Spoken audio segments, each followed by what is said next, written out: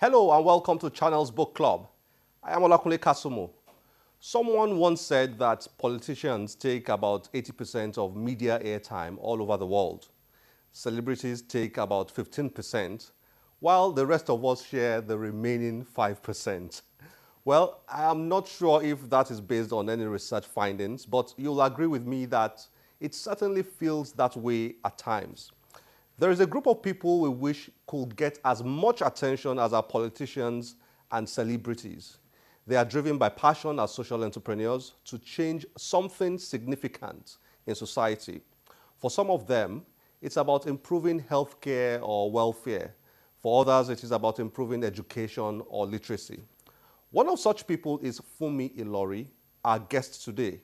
She joins us to share her motivation and experiences in her somewhat unique calling. Let's start with an introduction and then our chat.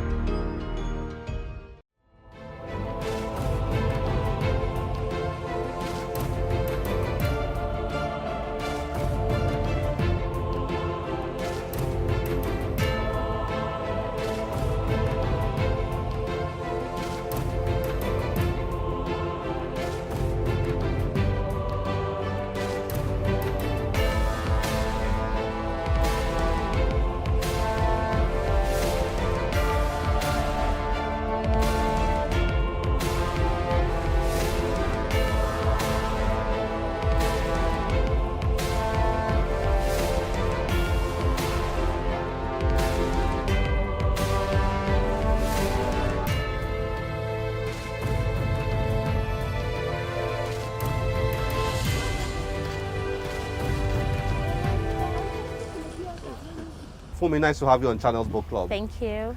Thanks for your time. Thank you. You drive your trucks, your buses everywhere, sharing books with children. What drives you? What makes you do that? The children make me do that. Every time I feel that children need more knowledge, they need access to knowledge. And so when we start giving them books to read, they want to read more. And I just cannot stop giving them books to read.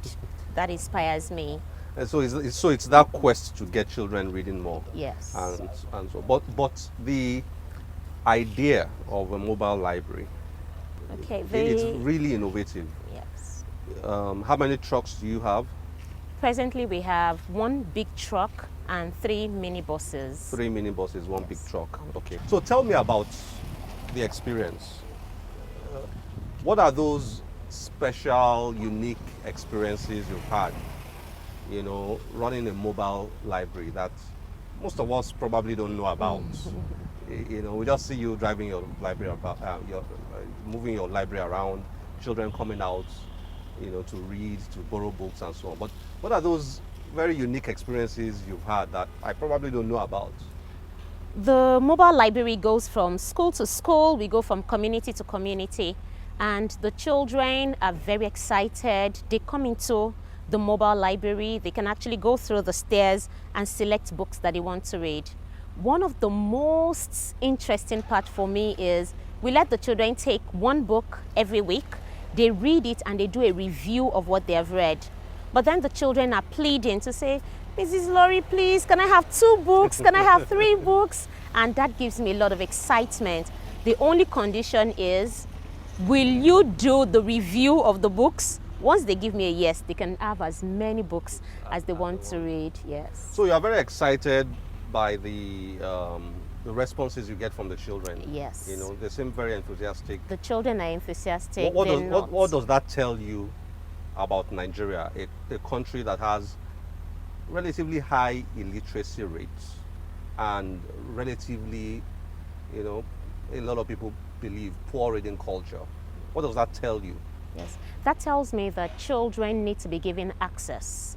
When I started the mobile library, many years ago, when I started with what I had, all I was doing was to put the books in a basket.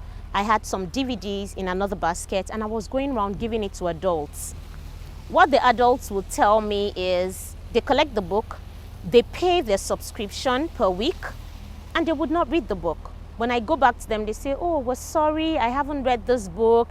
Take your subscription.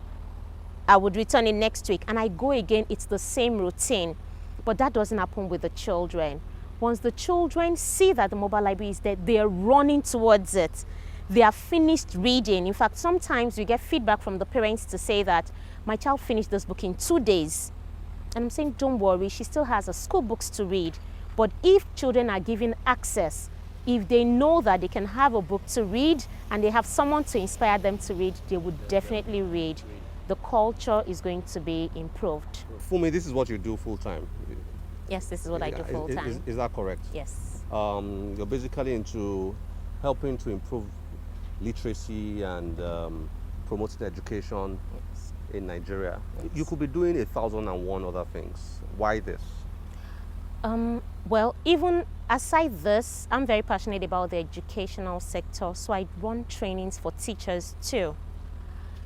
Anything that has to do with education is a legacy for a lifetime, and we need to be in that space. If I can influence children especially, then I'm influencing the future. This is the best thing that I can do. Do you think we focus enough on children, or is there a big gap, staring you in the face? The more you do this, what do you see?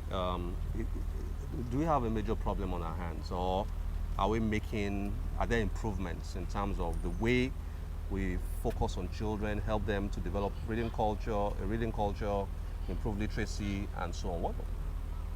What do you see when you do all this? I see that not many people focus on the children.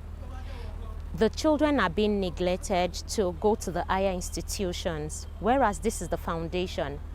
I see children being put aside to say, look, it is not your space. You wait, it will soon be your turn.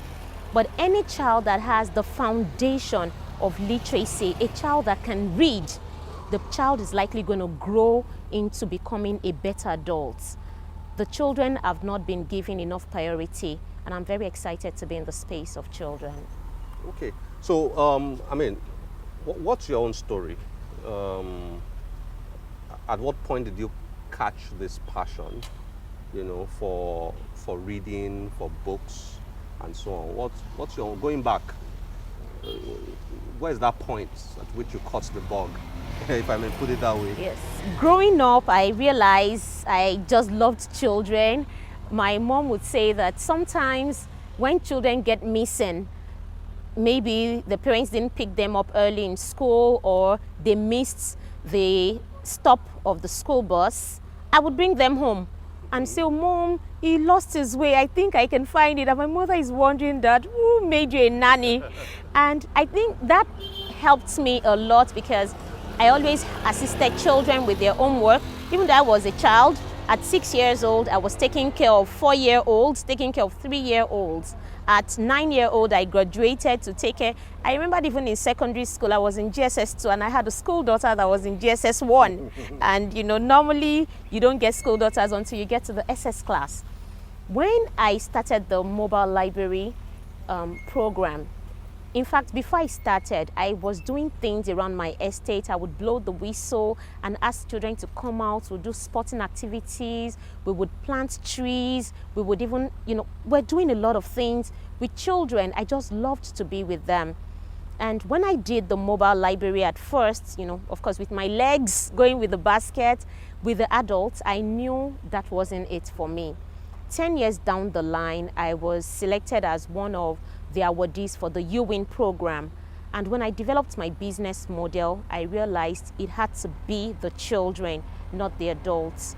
I had also gone into education fully. I taught in schools, and I was put with very young children, ages 2 to 3. So I knew how to dance, I knew how to roll on the floor, I knew how to relate with them. And I knew that working with these children was going to be it for me.